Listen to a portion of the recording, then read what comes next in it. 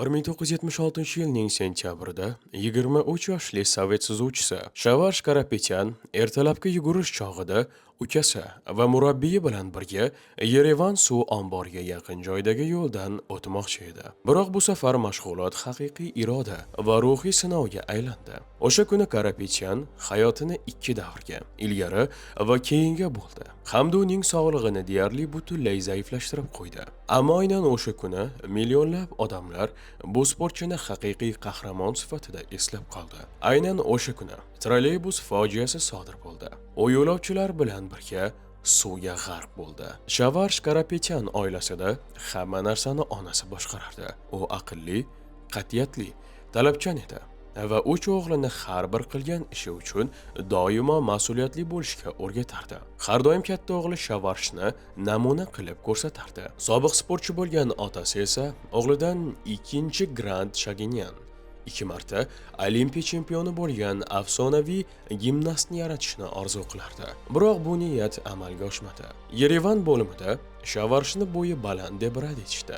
Ma'lum bo'lishicha, gimnastikada bo'y murakkab elementlarni bajarishga xalaqit beradi. Shavash bunga unchalik xafa bo'lmadi va ota-onasining maslahati bilan suv osti suzish to'garagiga kirdi. Uning o'z e'tiroficha, basseynda birinchi paydo bo'lgan onidayoq yuragi siqilib ketgan. Shavash suvdan qo'rqardi. Bu stixiya kelajakda uning uchun eng yaqin va eng aziz bo'lishini, u bilan eng yulduzli va eng fojiali daqiqalar bog'liq bo'lishini o'sha payt hali bilmasdi. Shavash tug'ma qaysar edi. U maqsadga erishishni bilardi. Bir necha yil o'tgach, Karapetyan suv osti suzishda fenomenal natijalarga erishdi. SSRdagi va Yevropadagi birinchi g'alabalar darhol ko'rsatdiki, milliy terma jamoada tengi yo'q suzuvchi paydo bo'ldi. Shavashning yulduzli nuqtalari ortida og'ir mehnat yotardi. Masalan, 10 kun ichida 25 kilogramm og'irlikdagi ryukzak bilan 300 kilometr yugurardi. Karapetyanning barcha mashg'ulotlari odam organizmi chegarada bo'lgan yarash-charchash musobaqalariga o'xshardi. U charchoqni bilmasdi va tun yarmigacha mashq qilardi. Hatto tajribali mutaxassislar ham uning hayratlanarli chidamligidan lol bo'lishardi. Ajab emas, yosh suzuvchining iste'dodi ajoyib mehnatsevarlik bilan ko'payib, Shavashni jahon shuhratiga olib chiqdi. Bir kuni Shavashning akvalangli 800 metrlik suzishida halokatga yaqin holat yuz berdi. Finishgacha oz qolganda, u to'satdan ballondagi siqilgan havo tugaganini his qildi. Biroq Karapetyan vahimaga tushmadi.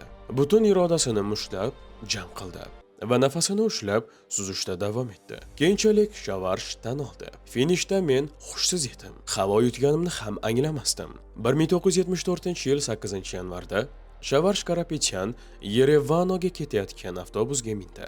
Saxkadzor sport bazasidagi shiddatli mashg'ulotlardan so'ng u yaqinlari davrasiga dam olish uchun uyga shoshardi. Avtobus salonida 30 dan ortiq yo'lovchi bor edi. U odatdagi yo'ldan ketayotgan edi.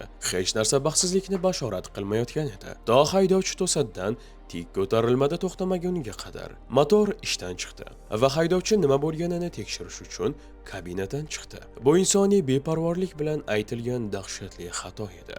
U avtobusni qo'l tormoziga qo'ymagan edi. Transport kutilmaganda pastga qarab yura boshladi. Asta-sekin tezlik oldi. Yuzidan qon qochgan haydovchi esa ortidan yugurib, xatosini tuzatish uchun kabinaga o'tirmoqchi bo'ldi. Ammo buning uchun juda ham kech edi. Shavash vaziyatni bir zumda baholadi. O'tirsagi bilan kabina oynasini sindirdi. Qattiq yaralanishga qaramay, rulga yetib oldi va avtobusni tog' yoqasiga burdi. Avtobus tog' etagiga urilib to'xtadi. Agar Karapetyanning tezkor reaksiyasi va o'z vaqtidagi harakatlari bo'lmaganda, transport chuqur jarlikka qulab tushardi. Yo'lovchilarni qutqarganidan so'ng qanday qilib bu vaziyatdan chiqdingiz degan savollarga Shavash qisqacha javob berdi. Shunchaki men hammadan yaqin edim. 20 yoshida Karapetyan allaqachon katta mukofotlar to'plamiga ega edi. 7 marta SSR chempioni, 7 marta jahon chempioni, 17 marta Yevropa chempioni, 10 ta jahon rekordining egasi. Jahon chempionatida 13 ta g'alaba. Uni oltin baliq deya atashadi. Har bir musobaqada birinchi o'rinni egallagani uchun Shavash o'z karyerasining cho'qqisida edi. Oldinda yangi g'alabalar kutayotgan edi. Ammo hammasi o'sha fojiali hodisa bilan o'zgardi. 1976-yil 16-sentyabr. Yerevan ko'chalari issiqlikdan alanga olardi. Hatto erta tongda ham termometr +40 gradusni ko'rsatardi. Shavarsh murabbiy va ukasi Kamo bilan ertalabki yugurish chog'ida to'satdan dahshatli manzaraning guvohi bo'ldi. Ko'z o'ngida odamlar bilan liq to'la trolleybus to'liq tezlikda Yerevan suv omboriga yumalab tushdi. Bir necha soniyadan so'ng u ko'zdan g'oyib bo'ldi. Trolleybus suv tubiga 20 gradus burchak ostida burun bilan tushdi. Yuzasida faqat temir, shoxlarning uchlari ko'rinib turardi. Salon oxirida havo yossig'i hosil bo'ldi.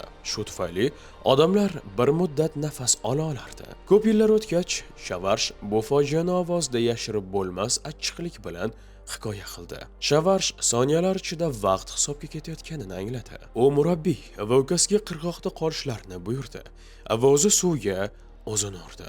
Birinchi sho'ng'ishda u trolleybusgacha yetdi. Bezovtalanishdan ko'tarilgan loy suvni shunday loy qiladiki, hech narsa ko'rinmay qoldi. Shunga qaramay, Karapetyan oyoqlari bilan oynani sindirishga yo'l topdi va chuqur, qonli yaralarga qaramay, salondan odamlarni tortib chiqarishni boshladi. 8 metr chuqurlikdagi bu jahannam ishi suzuvchini holdan toydirdi. So'nggi kuchini oldi. U esa har safar sho'ng'ib, temir tuzoqdan yo'lovchilarni qutqarib berdi. Har safar siniq oyna parchalari bilan kesildi. Qirg'oqda esa murabbiy va ukasi uni tinmay odamlarni hayotga qaytarishga urinardi. Tez orada qutqaruvchilar va shifokorlar ularga qo'shildi. Fojia joyiga g'avvoslar olib kelindi. Ammo ulardagi ballonlarda siqilgan havo yo'q edi. Shuning uchun Shavarshga faqat o'z o'pkasiga, o'z irodasi va chidamligiga tayanish qoldi. Hushini yo'qotib borayotgan holda u salondan yo'lovchilarni tortib chiqardi. Loy tubidan zo'rg'a ular bilan birga yuzaga ko'tarilardi. Butun 20 daqiqa davomida Shavarsh mexanik ravishda odamlar uchun sho'ng'idi va ularni yuqoriga olib chiqdi. Qutqaruvchilar uni to'xtata olmadi. Tiriklar qolmagan edi. Suzuvchi murdalarni yuzaga ko'tara boshladi. O'shanda Kamo uning ketidan sho'ng'ib, akasini tubdan ko'tarib chiqdi. Qahramon xushsiz edi. Va o'zi ham deyarli cho'kib ketayozdi. Fojia ortidan ko'plab veteran qutqaruvchilar tan oldi.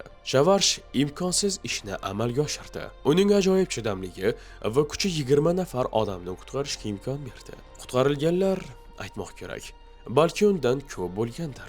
Ayrim odamlar suvdan chiqib, tibbiy yordam kutmay uylariga ketib qolgan. Qo'rqmasdan qahramon bo'lib bo'lmaydi. Agar sen professional bo'lsang, bajarishga majbur bo'lgan ishingni bajarsang, qo'rquv chekinadi. Men jahon darajasidagi suv osti suzuvchisi edim. Hamma narsaga tayyor edim. Aslida o'sha payt men Ganoverga chempionatga ketishim kerak edi. Ammo endi tushunamanki, yuqorida kim bilandir shu yoqda qolishim kerak deb qaror qilingan edi. deydi sportchi intervyularida. Sharavsh Karapetyan hali hanuz botib ketgan trolleybusdagi yana kamida bitta yo'lovchiga yordam bera olmaganiga o'zini ayblaydi. Bir safar men suv ostida kursi yostig'ini tortib chiqdim. Bu odam emasligini his etmadim. Keyin esa shu yostiq tushlarimga kirib chiqardi. Bu barcha vaqt davomida o'g'lini qirg'oqdan otasi kuzatib turdi. Erkak yaqin insoniga shunchalik qattiq jon kuydirdiki, ertasi kuni uyg'onsa sochi butunlay oppoq bo'lib qolgan edi. Qahramon ish Karapetyanning o'ziga ham qimmatga tushdi. Zotiljam, qon zaharlanishi, ko'plab yaralar va asab charchashi, 40 kunlik koma, sog'lig'i jiddiy ravishda yemirildi. Shifokorlar suzuvchi nogiron bo'lib qolishiga shak keltirmasdi. Dastlab Shavarsh sportga qaytishni o'ylamadi ham. Uni murabbiy ko'ndirdi. Jismoniy tushkunlikka vahima hujumlari ham qo'shildi. Shavarsh suvdan qo'rqa boshladi. Sho'ng'ish chog'ida bo'g'ilish his qildi. Ammo o'zini qo'lga olib, Karapetyan suv osti suzishidagi yana bir Yevropa chempioni unvonini qo'lga kiritdi va 11-jahon rekordini o'rnatdi. Shundan so'ng 23 yoshida Shavarsh sport olamini tark etdi. Ajablanarlisi shuki, o'sha payt yosh suzuvchining jasorati deyarli hech qayerda yozilmadi. Botib ketgan trolleybus hikoyasi bostirib qolindi.